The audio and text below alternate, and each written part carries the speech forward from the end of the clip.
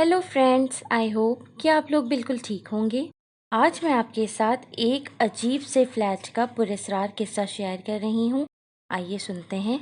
मैं जब से उस नए अपार्टमेंट में शिफ्ट हुई थी, अजीब से वाक़यात रोनुमा हो रहे थे। हमारा फ्लैट अपार्टमेंट की आखिरी यानी चौथी मंजिल पर था। रोज़ शाम होते ही हमारा फ्लैट नत नए फूलों की खुशबुओं से महक जाता और अक्सर आधी रात को पूरे फ्लैट में इत्र की इतनी तेज खुशबू फैल जाती कि हमारी आंख खुल जाती। ज़ेब मेरे शौहर तो कभी इन बातों पर ज़्यादा ध्यान न देते थे, अलबत्ता मुझे यकीन होने लगा था कि ज़रूर कोई ना कोई ख़ास बात है। ये खुशबू वगैरह का सिलसिला महज इत्तेफाक तो नहीं हो सकता। हमारा घराना कुछ साल पहले तक काफ़ी खुशहाल था। हम लोग गुलशन इकबाल में अपने एक छोटे मगर निहायत खूबसूरत घर में अपने 2 बच्चों के साथ बहुत ही आसूदा जिंदगी गुजार रहे थे। मगर फिर गुज़िश्ता 2-3 साल में रफ्ता रफ्ता हमारी कारोबारी हालत ने ऐसा पलटा खाया कि हम अपना घर छोड़कर फेडरल बी एरिया के इलाके करीमाबाद में सकूनत अख्तियार करने पर मजबूर हो गए। यहाँ ज़्यादातर फ्लैट्स ही थे जो कि हमारी रेंज में आते थे। मुतवस्सित तबके के ज़्यादातर लोग फ्लैट्स में ही रहते हैं। शुरू शुरू में हमें यहाँ एडजस्ट होने में मसला ज़रूर हुआ था, मगर फिर आहिस्ता आहिस्ता हम यहाँ के माहौल में रच बस गए। जब हमारे बहुत अच्छे दिन थे, उस वक्त ज़ेब बिजनेस किया करते थे, लेकिन फिर हुआ यूं कि ज़ेब को उनके पार्टनर ने ऐसा चूना लगाया कि वो बिजनेस छोड़कर नौकरी करने लगे। यूं हमारी गुजर बसर पहले की तरह बहुत अच्छी ना सही, लेकिन ठीक ठाक हो रही थी। उस अपार्टमेंट की एक बहुत अच्छी बात थी कि यहाँ लोग एक दूसरे का बड़ा ख्याल करते थे। हर खुशी, गम और त्योहार पर एक दूसरे को याद रखते थे। यूँ मेरा भी अपने आस पड़ोस के दूसरे फ्लोर के फ्लैट्स में आना जाना हो गया। जैसा कि मैंने इस कहानी के आगाज़ में बताया कि हमारा फ्लैट अपार्टमेंट की आखिरी मंजिल पर था। इसके बाद छत थी जिसकी चाबी हमारे पास थी। अपार्टमेंट के हर जीने पर 2 फ्लैट्स थे। हमारे साथ वाले फ्लैट में एक अंकल और आंटी रहते थे जिनके बच्चे मुल्क से बाहर थे। यूँ उन्हें तो छत की कभी ज़रूरत ना पड़ती, अलबत्ता जब लाइट चली जाती तो हम छत पर बड़े मज़े से हवा खाते, जहाँ इतना सुकून था कि दिल चाहता बस वहीं सो जाएं। उन दिनों मैं कभी कभार वक्त या मौका मिलने पर करीबी एक पार्क में वॉक कर लिया करती थी। एक दिन हम छत पर मौजूद थे तो मुझे अचानक ही ये ख्याल आया, क्यों ना मैं रोज़ रात को कुछ देर इस छत पर ही वॉक कर लिया करूं। वैसे भी शहर के हालात ऐसे थे कि वॉक के लिए पार्क तक जाना मुनासिब नहीं था, सो इस तरह मैंने छत पर वॉक शुरू कर दी। कराची में लोड शेडिंग अपने उरूज पर थी और लाइट जाने के औकात बार बार तब्दील होते रहते थे। मेरे लिए छत पर वॉक का मुनासिब वक्त मगरिब और इशा के दरमियान यानी मगरिब के फौरन बाद का था।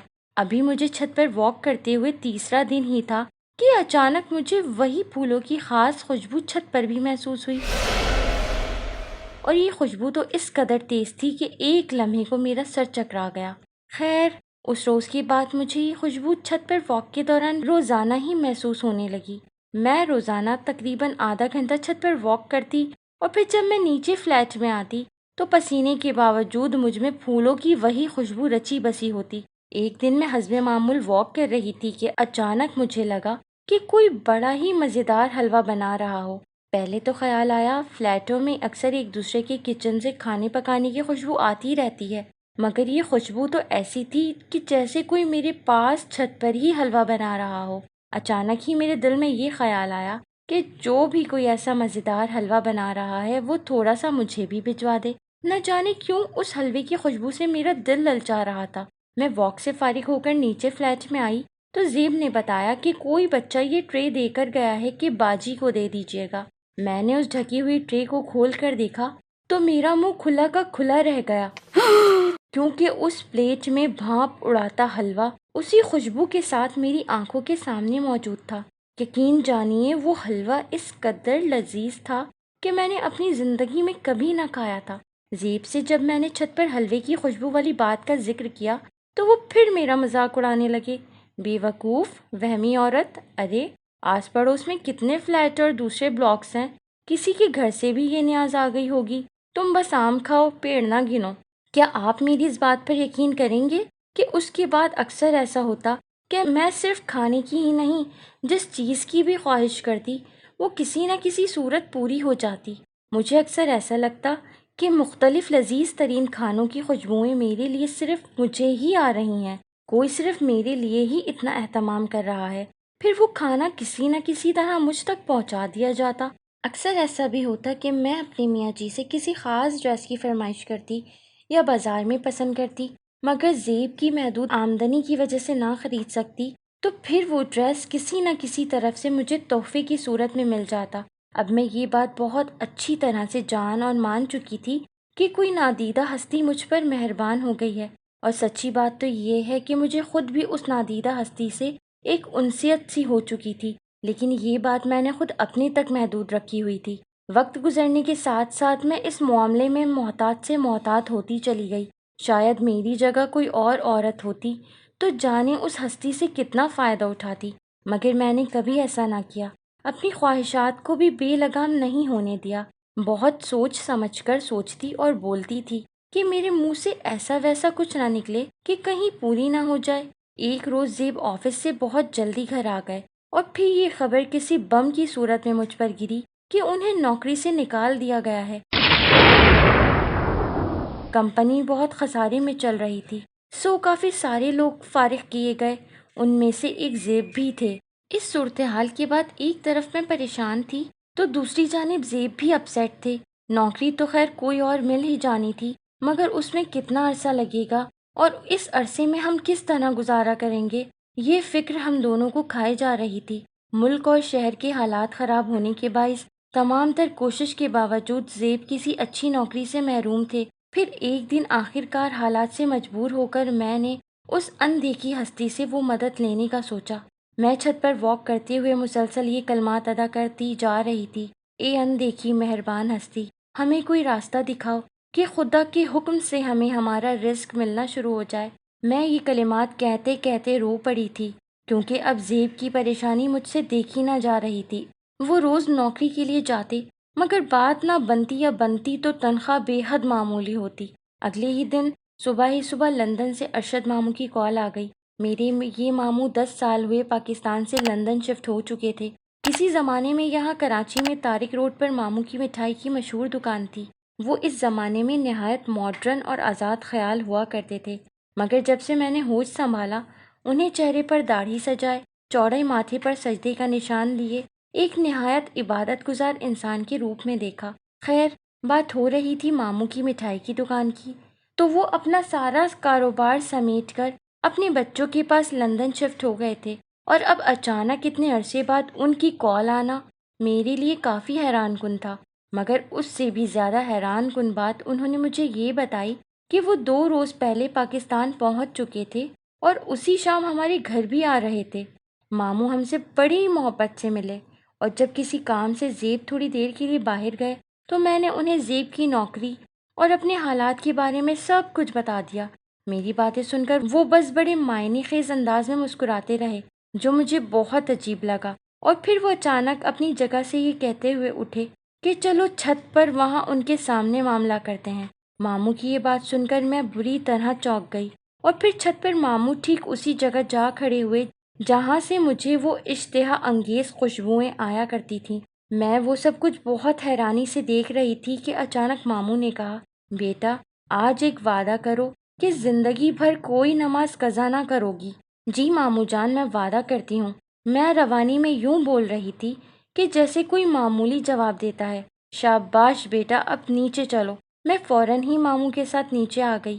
اتنے میں زیب بھی آ گئے، اور پھر کھانے وغیرہ سے فارغ ہو کر ماموں نے زیب کو بزنس کی اتنی اچھی آفر دی کہ خوشی سے میری آنکھیں بھر آئیں۔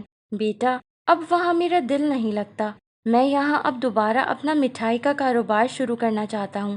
سرمایہ سارا میرا ہوگا، بس تم جیسے ایماندار اور محنتی آدمی کی مجھے ضرورت ہے۔ تمہاری محنت کے ساتھ جب میرا تجربہ بھی شامل ہوگا تو مجھے یقین ہے کہ میرا یہ کاروبار اب پہلے سے زیادہ عروج پر ہوگا۔ قصہ مختصر یہ کہ ماموں نے کاروبار شروع کیا اور زیب نے واقعی اس میں جان لگا دی، تو پھر جیسے ماموں نے کہا تھا ویسا ہی ہوا۔ دکان ایسے چلنے لگی کہ شام سے رات تک بے پناہ رش لگا رہتا۔ ماموں نے زیب کو 50-50 کا پارٹنر بنایا تھا۔ یوں ہمارے حالات بہتر سے بہتر اور پھر بہترین ہوتے چلے گئے۔ मामू के कहने पर मैंने नमाज की पाबंदी शुरू कर दी। यही नहीं, मामू के साथ दुकान पर जो लोग काम करते थे वो सब के सब 5 वक्ता नमाजी और ईमानदार लोग थे। न जाने मामू की बातों में क्या असर था कि लोग उनकी हर बात मान लेते थे। वक्त इसी तरह गुजरता रहा और 2 साल के अरसे में कराची के कई इलाकों में मामू की मिठाई वाले कारोबार की ब्रांचेस भी खुल गईं। और फिर एक रोज़ मामू ने मुझे और ज़ेब को अपनी ज़ात से जुड़ी ये कहानी सुनाई। जब मैं जवान था तो अपनी दुनिया में मस्त था। मेरी मिठाई की दुकान बहुत ज़बरदस्त अंदाज में चल रही थी। पैसे की रेल पेल थी। सो शौक के नाम पर बहुत सी बुराइयों को गले लगाया हुआ था कि ऐसे में अचानक मेरी दुकान खसारे की तरफ जाने लगी। इस बात ने मुझे बहुत परेशान कर दिया। एक रोज़ मैं इसी परेशानी में दुकान बंद कर रहा था तो सफ़ेद कपड़े से अपना मुंह ढांपे एक शख्स मेरे पास आया और बोला, बरखुरदार, जिन रास्तों पर तुम चल रहे हो ये सब तबाही के रास्ते हैं। ये सब खुराफात छोड़कर दीन का रास्ता अख्तियार करो, नमाज कायम करो, सुबह कुरान पाक की तिलावत से अपने काम का आगाज़ करो, फिर देखो तुम्हारी दुकान कैसे चलती है। ये सब कहकर वो शख्स तो चला गया, लेकिन न जाने उसकी बातों में क्या था कि मैंने उसके बताए हुए रास्तों को अपना लिया। मेरे जानने वाले मेरी इस काया पलट पर हैरान थे।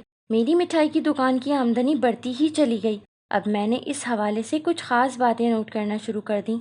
एक तो मगरिब और इशा के दरमियान कुछ ख़ास किस्म के ग्राहक आने लगे थे जो बहुत बड़ी मिकदार में मिठाई खरीदते और कीमत की अदायगी की सूरत उनकी जानिब से दिए गए नोट ऐसे होते जैसे अभी छपकर सीधे उनके हाथ में आए हों। साफ सुथरे नोट जिन पर एक निशान भी ना होता। मैं इस सारे सिलसिले पर हैरान था कि एक रोज़ फिर वही हजरत मेरी दुकान पर तशरीफ़ लाए जिनकी बातों ने मेरी दुनिया बदल दी थी। वो मेरी ज़िंदगी में बदलाव और कामयाबी पर बहुत खुश थे और खुशी से सरशार लहजे में बोले, बेटा, हमारा कबीला तुमसे बहुत खुश है। हम जन्नत मिठाइयाँ बहुत शौक से खाते हैं, मगर हर किसी की दुकान पर नहीं जाते। हम लोग उसी दुकान पर जाते हैं जहाँ अल्लाह और रसूल का हुक्म और अहकाम मानने वाले मौजूद होते हैं। उनकी बात सुनकर तो मेरे रोंगटे खड़े हो गए। वो जन्नत के कबीले से थे, लेकिन ज़रा देर में ही मेरा ये खौफ दूर हो गया कि मैं अपने रब के हुजूर सजदे में पड़ा रोता गिड़गिड़ाता उसका शुक्र अदा करता रहा। उसके बाद तो मैंने अपनी दुकान का नक्शा ही बदल डाला। सारे नौकरों को ख़ास हिदायत की थी कि वो ग्राहकों के साथ ईमानदारी और खुश अखलाक़ी से पेश आया करें। तमाम मुलाजमीन के लिए सरों पर टोपी और नमाज की पाबंदी लाजमी थी। और फिर मैं दौलत में खेलने लगा। एक रोज़ उन हजरत की फिर आमद हुई और उन्होंने मुझे ये मिठाई वाला कारोबार कहीं और किसी मुल्क में करने का मशवरा दिया। सो मैं लंदन चला गया। वहाँ सब कुछ ठीक चल रहा था कि एक रात वही बुजुर्ग मेरे ख्वाब में आए और बताया कि तुम लोग परेशान हो और मुझे यहाँ आने की हिदायत की। सो मैं यहाँ चला आया और ये जो इस फ्लैट में खुशबू वाले मामलात और दूसरे सिलसिले चल रहे हैं, तो बस यूँ समझ लो कि उनके कबीले के कुछ अफराद का यहाँ क़याम है। मेरा तुम लोगों को ये मशवरा है कि ये फ्लैट तुम लोग कभी ना बेचना। कहीं और जाना चाहो तो यहाँ किराएदार को रख लो या ताला डाल दो। ये फ्लैट तुम लोगों के लिए हमेशा खुशबख्ती का बाइस रहेगा। ये तमाम बातें बताकर मामू तो खामोश हो गए, मगर ज़ेब फटी फटी आंखों से कभी मुझे और कभी मामू को देख रहे थे। उसके बाद की कहानी ये है कि ज़ेब मामू के नक्शे कदम पर चल रहे हैं। ना सिर्फ वो, बल्कि हमारा पूरा घराना 5 वक्ता नमाजी बन चुका है। हम अब भी उसी फ्लैट में रहते हैं। हालांकि आज हम इतने दौलतमंद हैं कि डिफेंस के बड़े से बड़े बंगले में रह सकते हैं, मगर इस मीठे मीठे घर से कहीं और जाने को जी ही नहीं चाहता। सो फ्रेंड्स, ये थी आज की बहुत प्यारी सी स्टोरी। आई होप कि आप लोगों को पसंद आई होगी। अब मुझे दीजिए इजाज़त। मिलते हैं नेक्स्ट टाइम एक न्यू हॉरर स्टोरी के साथ। Bye bye.